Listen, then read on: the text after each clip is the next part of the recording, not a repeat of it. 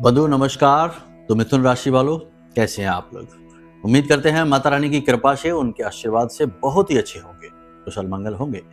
तो चलिए, आपका जुलाई महीने का संपूर्ण विस्तृत राशिफल लेकर आ चुके हैं। पूरा ध्यान देकर सारी बातों को अच्छे से समझना। ये कोई साधारण राशिफल कार्यक्रम नहीं है। यहाँ हम आपके ग्रहों का सटीक विवेचन तो करेंगे ही, साथ ही साथ आपको कुछ जरूरी सावधानियां, कुछ जरूरी उपाय, क्रियाएं, ऊर्जाओं को संतुलित करने का, बैलेंस में लाने का पूरा प्रयास करेंगे। इसी के साथ साथ देवी महामाई मां बगलामुखी, जो स्तंभन की शक्ति है, स्तंभन की देवी हैं, कैसे आपके जीवन के दुखों को हरेंगी। वो कौन सा ऐसा काम है जिससे आप अपने जीवन को सुंदर स्वर्गमय बना पाएंगे, यह भी आपको बताएंगे। देवी की ही कृपा और उनकी अनुभूतियों के आधार पर यह कार्यक्रम आप तक चलकर आया है। इसे पूरा जरूर देखना है।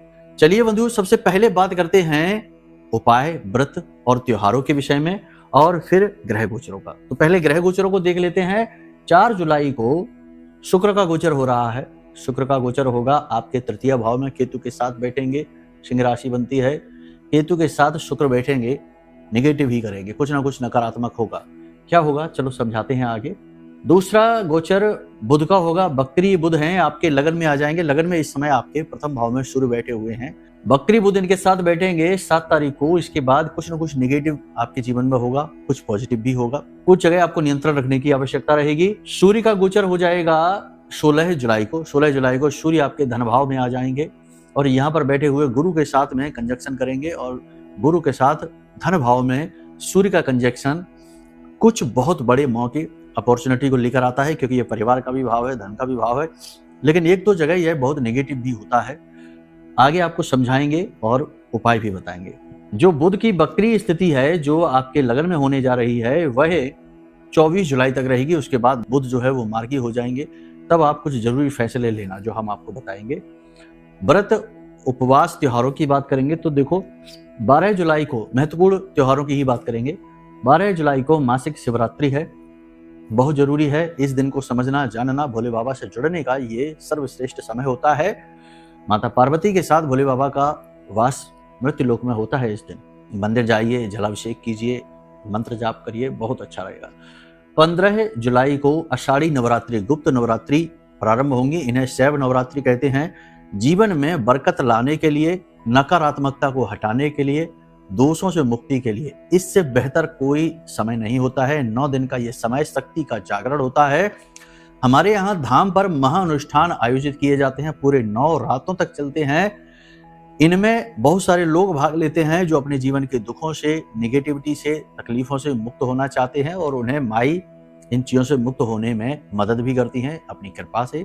तो आप भी यदि ऐसे किसी महाअनुष्ठान में भाग लेना चाहते हैं नवरात्रि के समय, तो आप, वीडियो में नंबर है, फोन कर लेना, आपका मार्गदर्शन कर दिया जाएगा।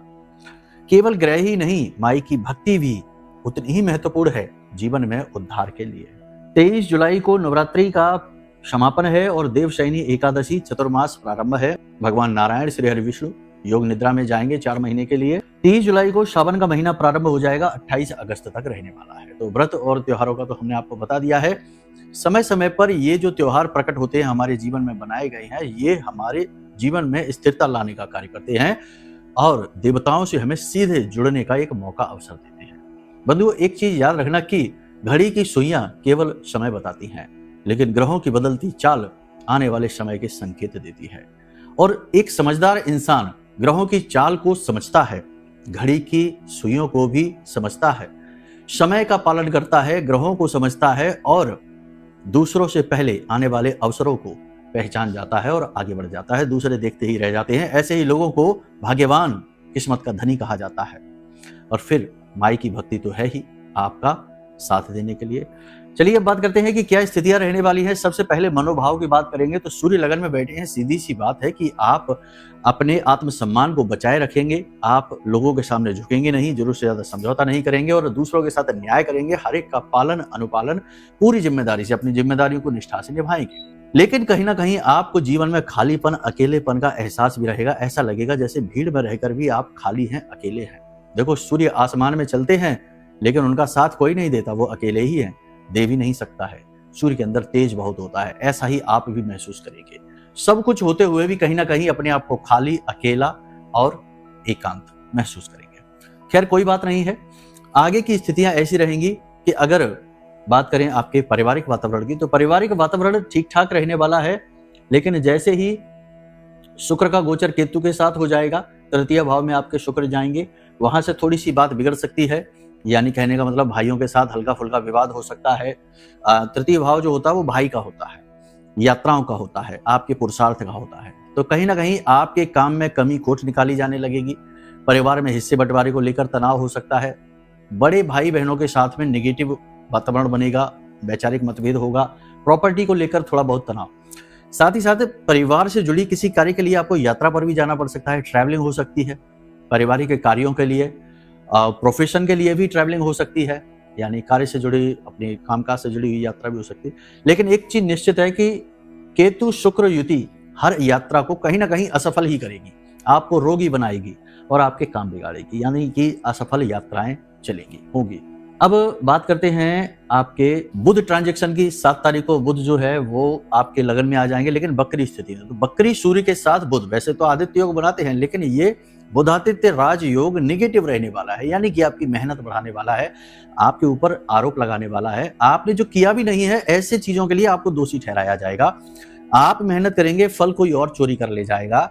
आपकी मेहनत, आपकी क्रेडिट आपको मिलेगी नहीं, और जितने की आप हकदार हैं, जिन चीजों के आप हकदार हैं, वो चीजें आपको मिलेगी नहीं, यानी मान सम्मान, आपकी मेहनत का फल प्रतिफल, उतना धन। तो ये स्थिति है जहां आपको अपने आप को गंभीरता से समझाते हुए चलना है, धीर गंभीर बनना है, और ये आपके मान सम्मान की, आपके अस्तित्व की लड़ाई बनेगी। ठीक है, परिवार में भी थोड़ी सी निगेटिव स्थिति आपके लिए बन सकती है। अब परिवार की घर गृहस्थी के छोटी छोटी जरूरतों को पूरा करने के लिए आपको स्ट्रगल करना पड़ सकता है। अपने दायित्व जिम्मेदारियां निभाने में आपको तकलीफों का सामना करना पड़ सकता है। कारण मंगल आपके बैठे हुए हैं 12वें भाव में, शनि की इनके ऊपर दृष्टि पड़ रही है। शनि की दृष्टि मंगल पर पड़ती है, तो वैसे तो ये शत्रु नहीं है, समभाव रखते हैं, लेकिन शनि की दृष्टि मंगल पर पड़ने से मंगल कहीं ना कहीं दूषित होने लगते हैं, खराब होने लगते हैं, पैसे के फ्लो को बिगाड़ने लगते हैं। जहां से आप उम्मीद कर रहे हैं वहां से पैसा आपके जीवन में आएगा नहीं। आप जो पैसा कमाएंगे वह पैसा आपके जीवन में रुक पाएगा नहीं। आपकी मेहनत पैसे को सेव करने की, बचाने की बेकार जाएगी, खराब जाएगी, यानी कि खर्चे बढ़ेंगे, फिजूल खर्चियां होंगे। तो ये स्थिति है जहां आपको थोड़ा सा अपने आप को नियंत्रित रखना है। पैसे के मामले में किसी को भी पैसा देना नहीं है, लोग उधार मांगने की कोशिश करेंगे, खास तौर से 7 जुलाई के बाद।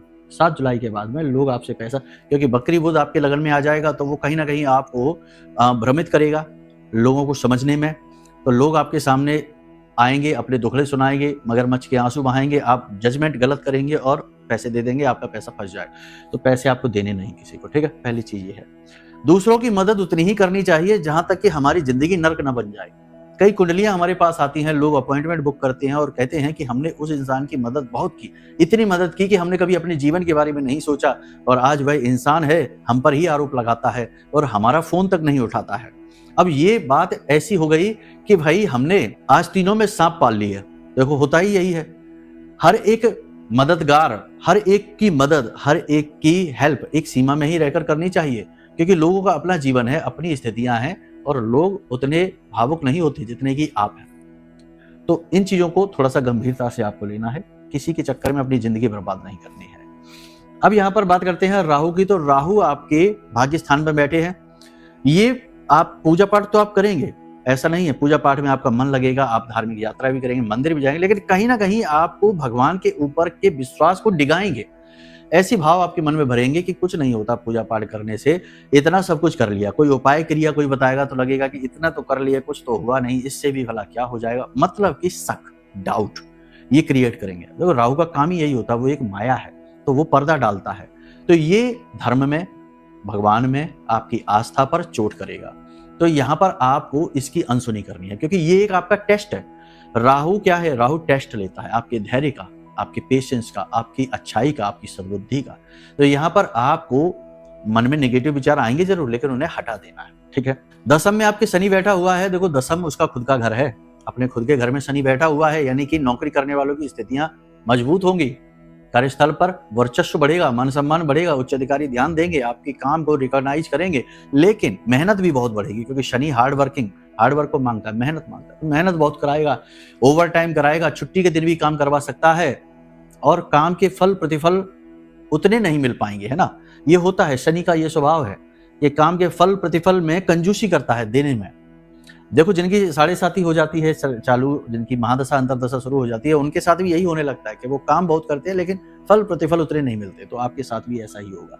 तभी हमने कहा कि आपको ऐसा महसूस होगा जैसे आपके क्रेडिट चोरी हो रही है, आपकी मेहनत का फल प्रतिफल आपको मिल नहीं पा रहा है, जितने आप डिजर्व करते हैं उतना नहीं मिल रहा है।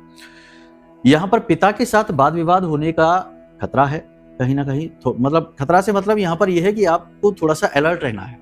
वैचारिक मतभेद होंगे, झगड़ा भी हो सकता है, पैतृक संपत्ति को लेकर आप थोड़े परेशान हो सकते हैं, कोर्ट कचहरी के मामले विवाद आपको परेशान कर सकते हैं, विवाद और उलझते जाएंगे, जीवन की धीमी गति आपको परेशान करेगी, निगेटिविटी आपके मन पर हावी रहेगी। तो थोड़ा सा इनसे आप दूरी बनाकर रखें।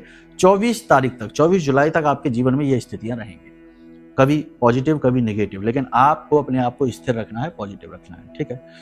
यहाँ पर महीने की शुरुआत में आपके साथ में कोई छोटा मोटा हादसा हो सकता है, यानी कि फिसल कर गिर जाना, चोट लग जाना, वाहन चलाते समय जल्दबाजी में किसी से टकरा जाना, किसी प्रकार का ऐसी दुर्घटना हादसा की स्थिति है। तो थोड़ा सा अपने आप को संभाल कर रखिए। आपकी माँ को भी चोट लगने का खतरा है, चंद्रमा अष्टम में बैठा हुआ है, तो ये इस प्रकार की स्थिति बनाएगा। साथ ही साथ आपके पैसे का लॉस, यानी कि अचानक से आपका पैसा खो जाना, यानी कैश चोरी हो जाना, खो जाना, फ्रॉड हो जाना, जालसाजी हो जाना, धोखा हो जाना, कोई ठग ले आपका पैसा, ऐसी स्थिति बन सकती है। तो थोड़ा सा अलर्ट रहिए, ठीक है।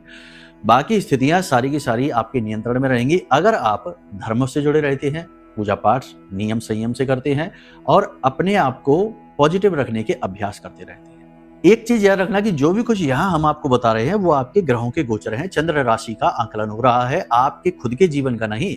यदि आपको अपने खुद के जीवन का आकलन कराना है कि आपके जीवन में ऐसा क्या है, क्यों है, इसका निवारण कारण क्या है, तो उसके लिए आप अपनी कुंडली दिखाइए, वीडियो में नंबर है, फोन कर लीजिए, बारीकी से आकलन हो जाएगा, सच्चा आकलन होगा और जो है सो है की स्थिति में रखेंगे।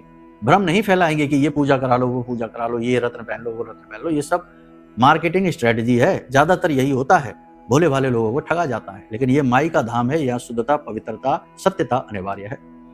तो आप अपनी कुंडली का आकलन कराएं, श्रेष्ठ मार्गदर्शन हासिल करें। बाकी जुलाई के महीने का सर्वश्रेष्ठ उपाय आपके लिए हम बता देते हैं कि सूर्य देवता को अर्घ जल अवश्य दीजिए। कोशिश करिए कि पूरे महीने दें, नहीं तो कम से कम रविवार के रविवार जरूर दें। और सूर्य देवता को जल देते समय, समर्पित करते समय ये कोशिश करिए कि सूर्य उगने के 10 मिनट के अंदर अंदर, 10 से 15 मिनट के, जब सूर्य युवा होते हैं उस समय ही उन्हें जल समर्पित करिए।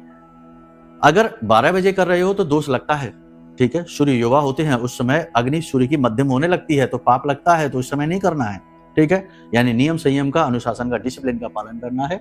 दूसरा, विशेष इच्छा मनोकामना की पूर्ति हेतु सूर्य देवता को जो जल समर्पित करें, उस जल में 21 लाल मिर्ची के, सूखी लाल मिर्ची के दाने डालिए, यानी बीज डालिए, थोड़ा सा गुड़ डालिए और एक लाल पुष्प और कुमकुम, लाल चंदन भी डाल सकते हैं, डालकर सूर्य देवता को अर्घ दीजिए। ओम गरुड़ सूर्याय नमः इस मंत्र का जाप करिए और सूर्य देवता से हाथ जोड़कर करबद्ध निवेदन करिए। प्रभु, याद रखना सूर्य पंचदेवों में शामिल है, सूर्य देवता आपकी इच्छा कामना जरूर पूरी करेंगे।